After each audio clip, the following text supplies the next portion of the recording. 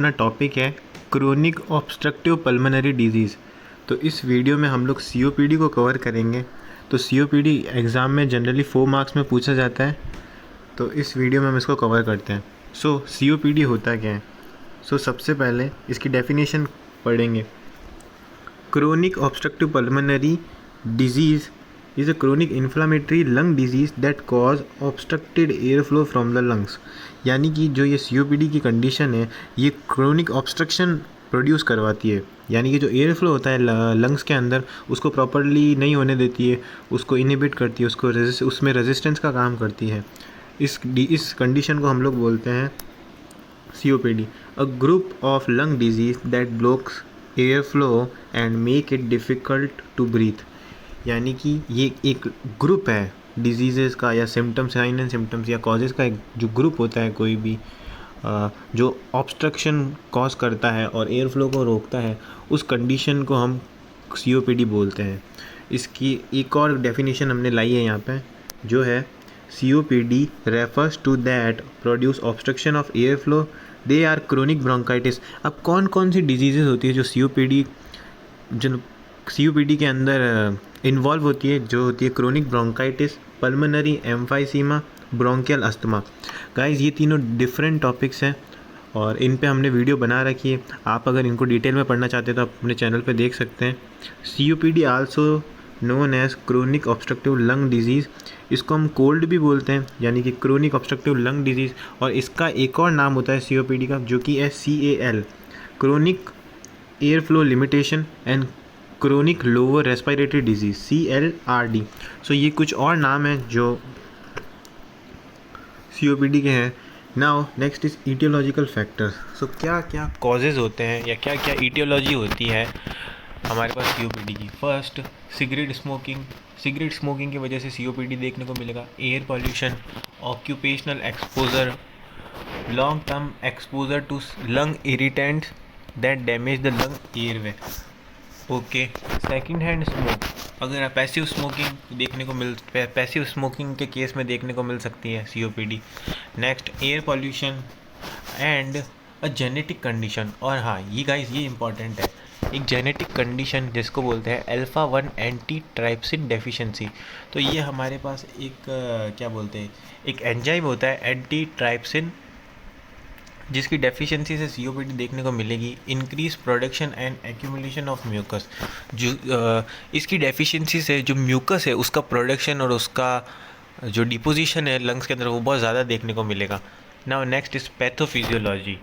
अब हम बात करेंगे पैथोफिजियोलॉजी की, कि लंग के अंदर COPD जो डिजीज़ है वो कैसे फैलती है।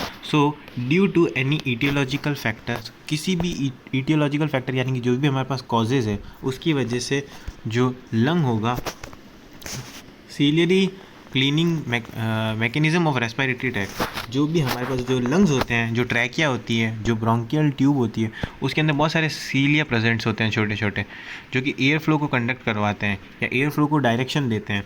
उनका जो मैकेनिकल फंक्शन है वो अफेक्ट होने लगेगा इस COPD की कंडीशन की वजह से। Air flow is obstructed and air become trapped behind the obstruction. Air flow obstruct होगा और जो एयर फ्लो ऑब्स्ट्रक्ट होगा इस वजह से जो एयर फ्लो है वो ढंग से नहीं हो पाएगा लंग्स के अंदर। And alveoli greatly distant and long capacity decreased. जो लॉन्ग कैपेसिटी होती है एल्वेलाई की, जो एल्वेलाई की गैसेस एक्सचेंज करने की, वो इनहिबिट होने लग जाएगी। Increase production and accumulation of the mucus, और जो म्यूकस का जो एक्यूमुलेशन है, जो म्यूकस ज़्यादा जमा होने लग जाएगा, इस वजह से मोर इन्फेक्शन प्रोड्यूस होगा and that leads to lung damage and COPD। ये थी हमारे पास इसकी pathophysiology. Now next is clinical manifestations. तो क्या क्या साइन एंड सिम्टम देखने को मिलेंगे? क्रोनिक कफ देखने को मिलेगा, स्पूटम प्रोडक्शन देखने को मिलेगा, डायप्सनिया देखने को मिलेगा। उसका मतलब होता है शॉर्टनेस ऑफ ब्रेथ, यानी कि ब्रेथ का जो ड्यूरेशन होगा एक ब्रेथ से दूसरे ब्रेथ का, वो बहुत ज़्यादा कम देखने को मिलेगा। एंड वेट लॉस कॉमन होता है, wheezing sound, tightness in the chest and respiratory insufficiency. जो रेस्पिरेटरी इनसफिशिएंसी देखने को मिलेगी and decrease exercise tolerance and tachypnoea देखने को मिलेगा, जो रैपिड ब्रीथिंग देखने को मिलेगी पेशेंट के अंदर। प्रोलोंग एक्सपायरेशन एंड फटीग यानी कि टायर्डनेस। तो ये सारे साइन एंड सिम्टम्स देखने को मिलेंगे।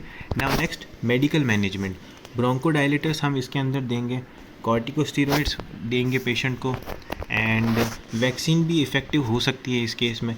और एक हम थेरेपी देंगे ड्रग्स का इस्तेमाल करके, जो कि है अल्फ़ा एंटीट्राइप्सिन एग्यूमेंटेशन थेरापी। एक थेरापी होती है जिसका नाम होता है ये, उसके अंदर हम उसको antibiotics, mucolytic, antitussive and vasodilators and narcotics, ये सारी ड्रग्स के कॉम्बिनेशन में एक ट्रीटमेंट दिया जाता है पेशेंट को, जो इसकी डेफिशिएंसी को ट्रीट करने में काम आता है। Now next surgery lung transplantation and bullectomy. तो ये दो सर्जरीज होती है जो इस डिजीज़ के अंदर परफॉर्म की जाती है। नाउ नेक्स्ट जो इम्पॉर्टेंट है वो है नर्सिंग मैनेजमेंट। एग्ज़ाम में जनरली नर्सिंग मैनेजमेंट ही ज़्यादा पूछा जाता है। Provide comfortable position, bed rest, perform postural drainage, deep breathing and coughing exercise and oxygen therapy, and nebulisation, provide psychological support, follow up checkups. तो ये सारे कुछ रोल्स हैं जो कि एक नर्स के होते हैं इस कंडीशन के अंदर। सो आई होप आपको समझ में आया होगा। Please like, share and subscribe. Thank you.